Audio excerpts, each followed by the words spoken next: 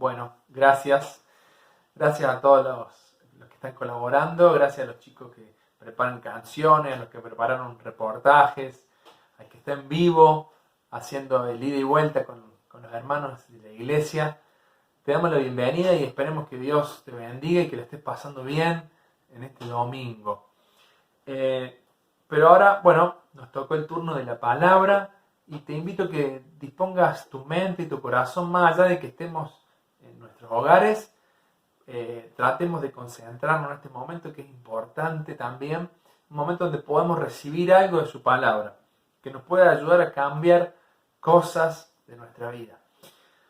Vamos a ponerle un título al mensaje de hoy y si tenés menos de 20 años, el mensaje se va a llamar, vamos cabezón, ¿qué haces ahí? Dale, salí de ahí, vamos. Y si tenés más de 20 años, el mensaje se va a llamar Crónicas de una depresión. Así que, bueno, esta noche vamos a hablar acerca de esto. Vamos a hablar de una historia que está en el Antiguo Testamento, pero de la cual podemos extraer principios muy lindos y que son muy prácticos para nuestra vida y sobre todo para el momento que estamos viviendo, atravesando hoy. ¿Tuviste tristezas? ¿Tuviste miedo? ¿Tuviste depresión alguna vez? Bueno, si te has sentido desganado, si te has sentido triste, este mensaje es para vos. Vos sabés que investigando un poco sobre la depresión, hay un dato que no es nuevo, pero es muy fuerte, que dice que el 15% de las personas que tienen una fuerte depresión termina quitándose la vida. El 15% es fuertísimo el dato. Y presta atención a los síntomas de la depresión, porque por ahí no tuviste depresión, pero sí te has sentido fuertes tristezas, o desgano, o desmotivación. Si has sentido eso, este mensaje es para vos. Fíjate algunos de los síntomas de la depresión. Tristeza o desgano, ¿no? No tenés fuerza ni deseos de hacer nada. Otro de los síntomas es la ansiedad, ¿no? Estás malhumorado, estás irritable, estás agresivo. Otro de los síntomas es insomnio. Te cuesta dormirte. O todo lo contrario, hipersomnia. Te dormís todo.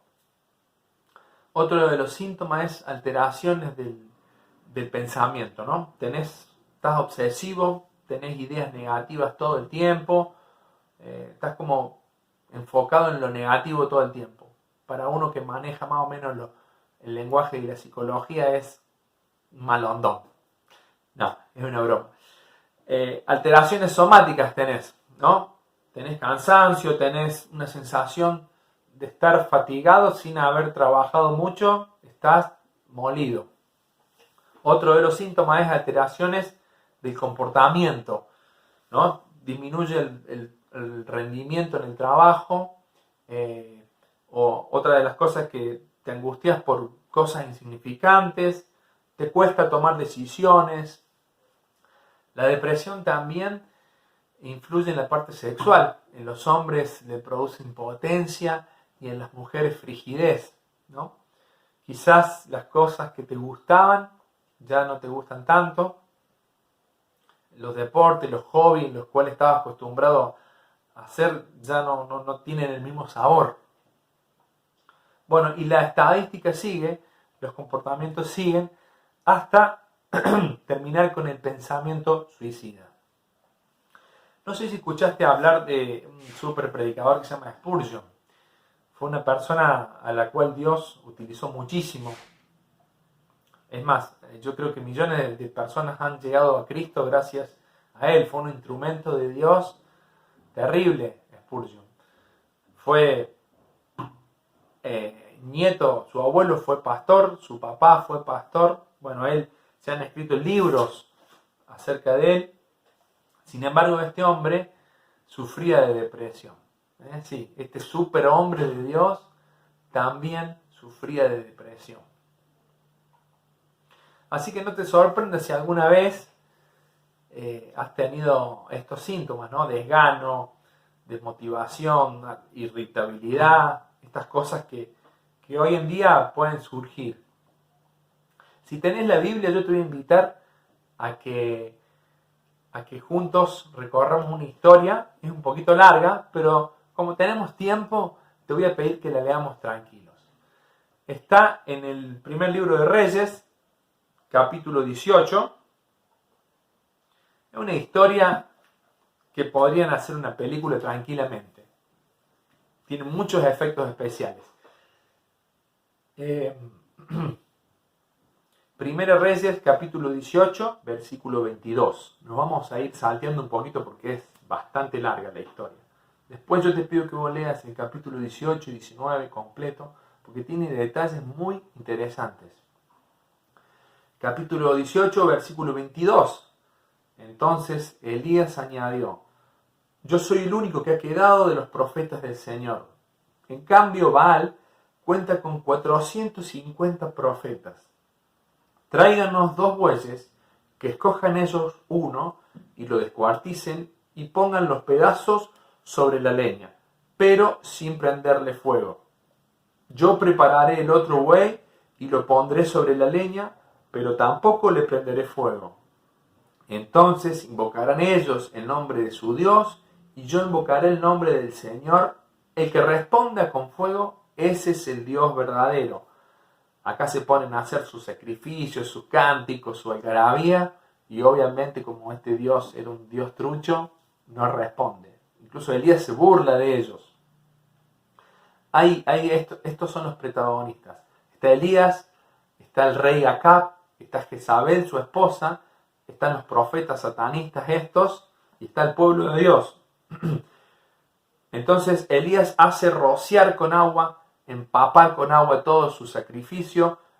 3 veces hace repetir eso, de mojarle todo el lugar, incluso llenar de agua. Las zanjas que rodeaban el sacrificio se llenó de agua. Versículo 37, Elías llama al pueblo, se acercan todos y Elías ora así: respóndeme, Señor, respóndeme para que esta gente reconozca que tú, Señor, eres Dios y que estás convirtiendo a ti su corazón. Bien, en ese momento cae un fuego terrible que quema todo, consume todo, incluso absorbe el agua que está en las zanjas. Versículo 40. Entonces Elías les ordenó: agarren a los profetas de Baal, que no escape ninguno. Elías los mata a filo de espada a todos.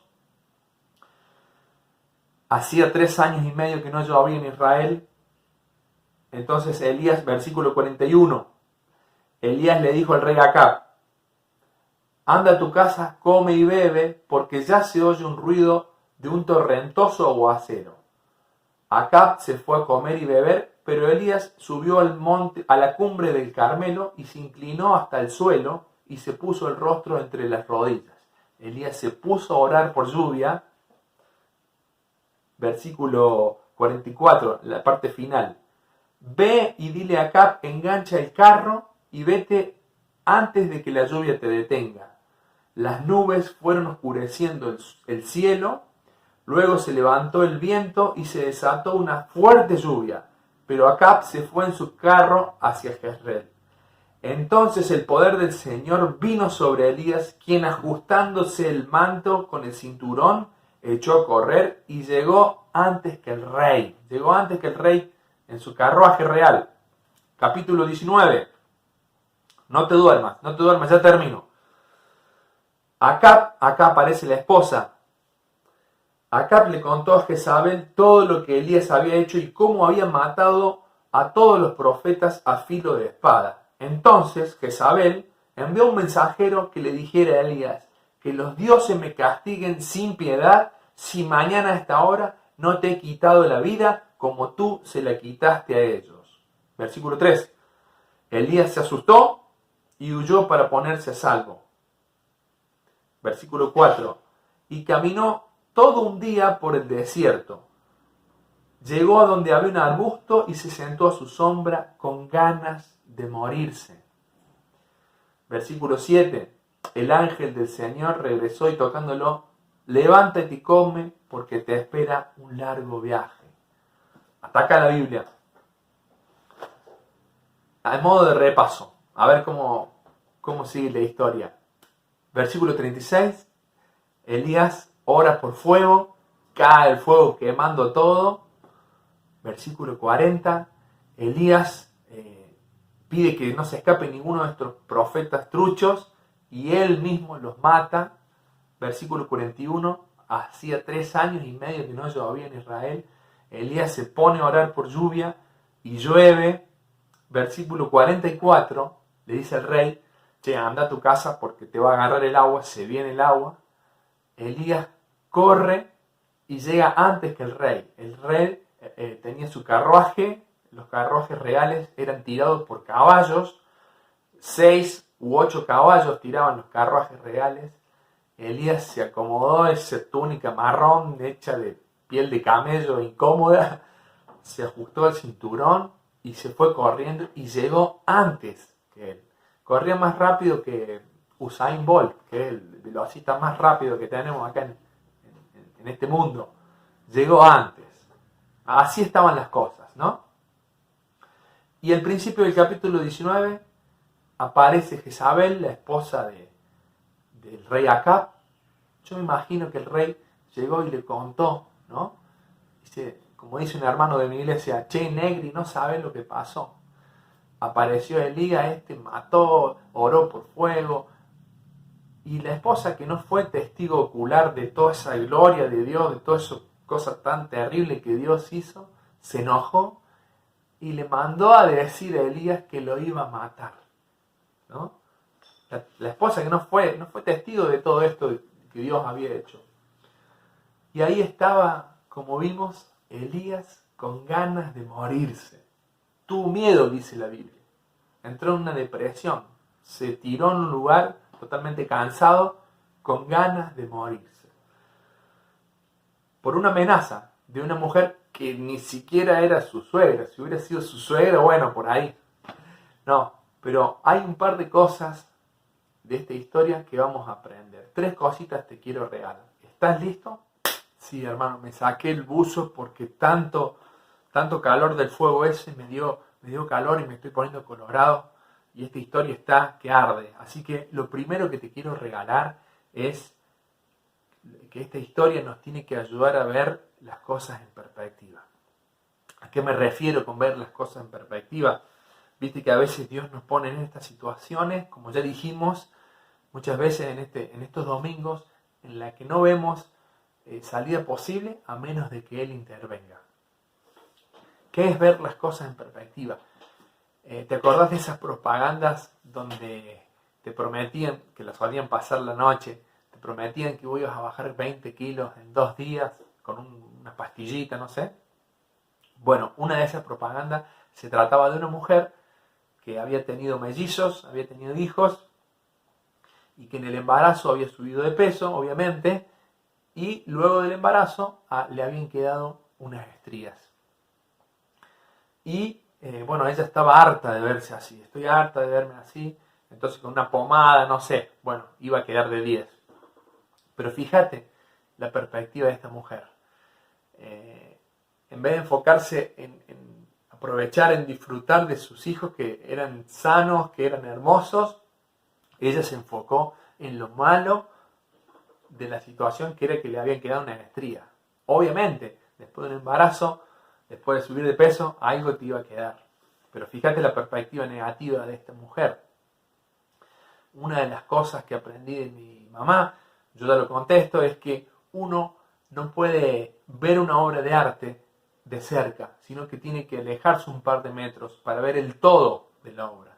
Porque cuando vos la ves de cerca, cuando vos estás ahí, no podés ver el todo.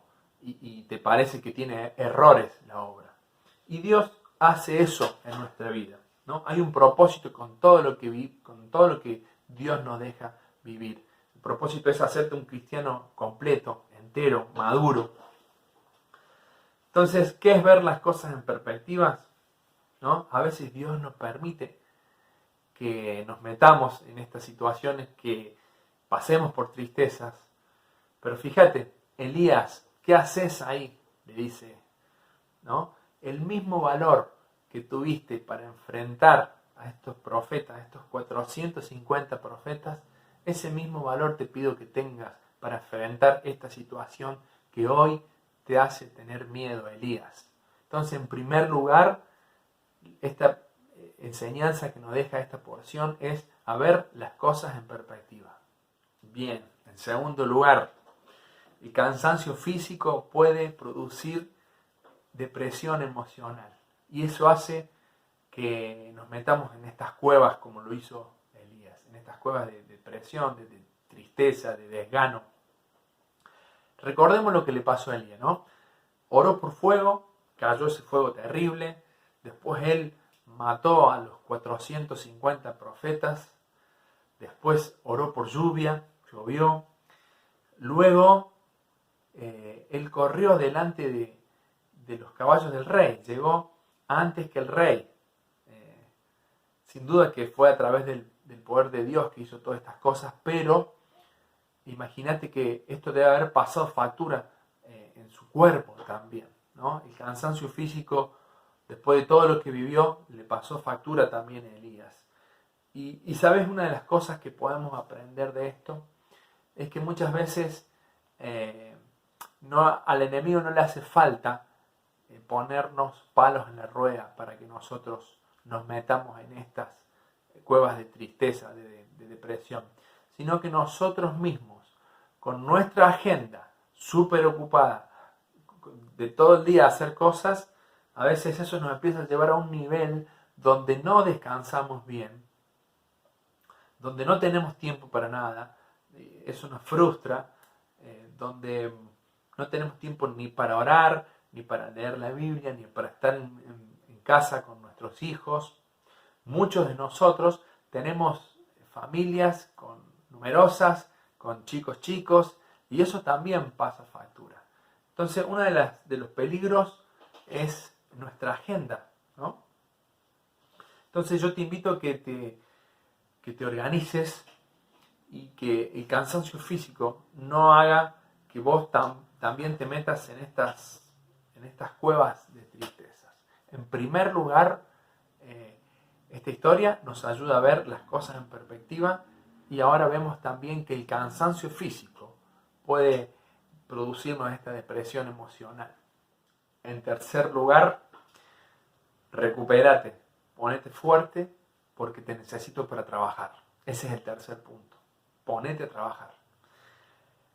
En el capítulo 19 de esta porción, Dios le dice a Elías 2 veces, ¿qué haces ahí, Elías? ¿Qué haces ahí?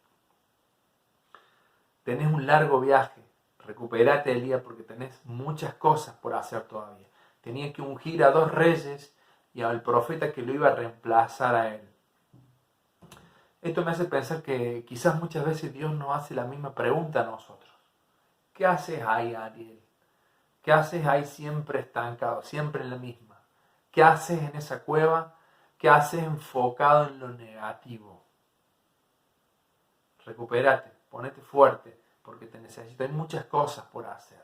Ahora cuando volvamos, dentro de poco, vamos a volver a tener la oportunidad de hacer las cosas que estábamos haciendo en la iglesia y necesitamos de hermanos y hermanas que se pongan a trabajar, que se recuperen en este tiempo y que se pongan a trabajar. En primer lugar, esta historia nos ayuda a ver las cosas en perspectiva, nos tiene que ayudar a ver las cosas en perspectiva, ¿no? Muchos de nosotros hemos escuchado cosas tan hermosas que Dios ha hecho en su vida, en el pasado. Entonces, no nos olvidemos, cuando aparezcan las cosas negativas, cuando aparezcan las tristezas, cuando vengan estas cuevas donde nos metemos, no te olvides de ver las cosas en perspectiva. En segundo lugar, el cansancio físico nos puede jugar una mala pasada. Organízate, aprende a organizarte y no dejes que el cansancio físico te lleve a ese nivel donde tu vida de oración queda ahí reducida a balbucear algo antes de dormirte o orar simplemente antes de los alimentos. El cansancio físico nos juega una mala pasada.